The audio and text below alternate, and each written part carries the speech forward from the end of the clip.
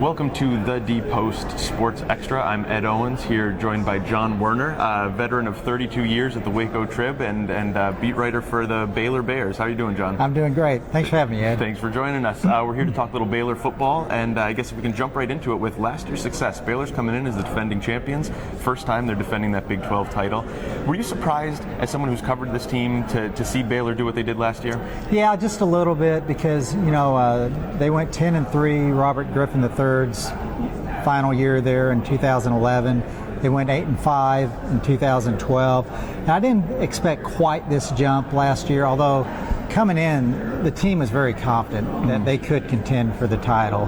But I think everything just kind of worked out well for them. They had a great schedule that they could do well. The offense was very explosive, and the defense got a lot better. So, and it was the final year at Floyd Casey Stadium too. Right. So it all just kind of, all the stars aligned. And you mentioned the offense there. A few years back, obviously, Robert Griffin III, then you had Nick Florence, and then Petty last year. Really kind of came in and took the league by storm. Now they finally have a quarterback returning for a second year for the first time in a while. How important is that to this offense, and what do you think that means for them going forward? Oh, I think it means everything to them. Because, last year, Petty was a bit of an unknown. Mm-hmm. He hadn't played regularly since his senior year at Midlothian High School in 2008. So he had a huge weight, and nobody knew quite the leader he would be. And I think that's the thing that kind of amazed most people, just how great a leader he was. Everybody knew he had the arm strength. He's 6'3", 220, but he looks like a quarterback. But gosh, what a leader! And he was just turned out to be a guy that everybody could depend on, and pulled him out of some tight situations, and it all worked out. For Baylor's offense going forward this year, what's the biggest loss they sustained from last year's team? Well, they lost two of their top running backs, Lake Seastrunk and Glasgow Martin. Mm-hmm. But, they've got Shock Linwood coming in. He had almost 1,000 yards last year. He played quite a bit when the other two running backs were hurt. Mm-hmm. And they got a guy named Devin Chafin. So both those guys, I think, are going to really step to the forefront this year. And they lost some pretty good receivers. Mm-hmm. Terrence Williams, well, he was from the year before, but they're great at replacing guys. They're never going to be short of receivers, so they're always going to have good guys there. And I don't think they're ever going to be short of offensive linemen, because they do a really good job of developing those guys, and I think they're going to have a very solid line again. Okay. And you mentioned Seastrunk there. Obviously had a fantastic year last year. Linwood was a guy who came in and showed a lot in the role that he had.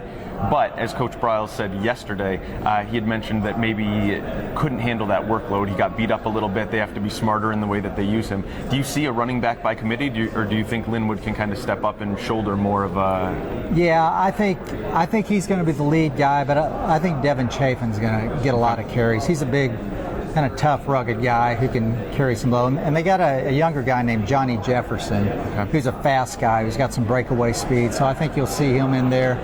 And the thing with Coach Briles, he uses a lot of guys. Mm-hmm. Glasgow and Lake got beat up some last year, but those other guys stepped up and did a great job when they were hurt. And I think you'll see that this year if there's some injuries. Okay. If we can change gears and talk defensively for a little bit. The defense wasn't spectacular, but it definitely showed a big step forward last season and really played a huge role in that Big 12 championship. What do they have coming back this year, and what can fans look to out of Baylor's defense this fall? Well, they did lose 7 senior defensive starters, so that's a pretty big loss. But I think they're going to have a great defensive line. They've got a lot of depth there. They've been building it.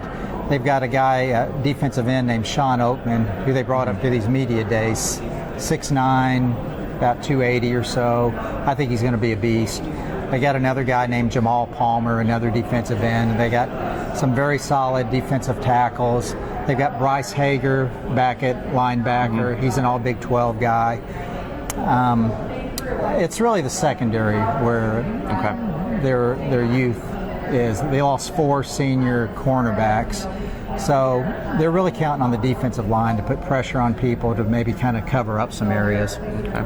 And as we've heard throughout media days, this is the first year of the college football playoff, and one of the topics of discussion was strength of schedule, non-conference schedule, and maybe one of the knocks against Baylor is that theirs isn't as tough as it could or should be. How do you feel about that? Do you think Baylor needs to toughen up their non-conference schedule, or do you think, as Coach Bryles said yesterday, winning out in the Big 12 should be enough to make their case for a playoff? Well, I think Baylor's thought is that they've got to go unbeaten to even have a shot at that Final Four. Mm-hmm. But I would like to see them play maybe one tougher non-conference opponent a year, more of a bigger name opponent. But, that's just kind of their philosophy right now, that if they go unbeaten in the Big 12 and win their non-conference games, they'll have a chance to make that Final Four. So we'll see how it all works out. All right, and then one last one for you. Obviously, Baylor's picked 2 in the preseason poll by the Big 12 media. They were the only other team, aside from Oklahoma, to get first-place votes. I don't know if you were one of the first-place votes right there, but what are your thoughts heading into the year, and do you think Baylor has a chance to repeat this season? I think they have a chance, but I think their schedule's a lot tougher because this year they go to Norman, they go to Austin, they go out to West Virginia. So I think the schedule's much tougher. But I still think they're going to finish about 10-2. Okay, great. Well, John, thank you very much for joining us. You can check out John's stuff all season long in the Waco Trib, and he'll be checking in hopefully again with us during the season as we continue our coverage of WVU football. And thanks for joining us. Keep checking back to thedpost.com for continued coverage of the Mountaineers.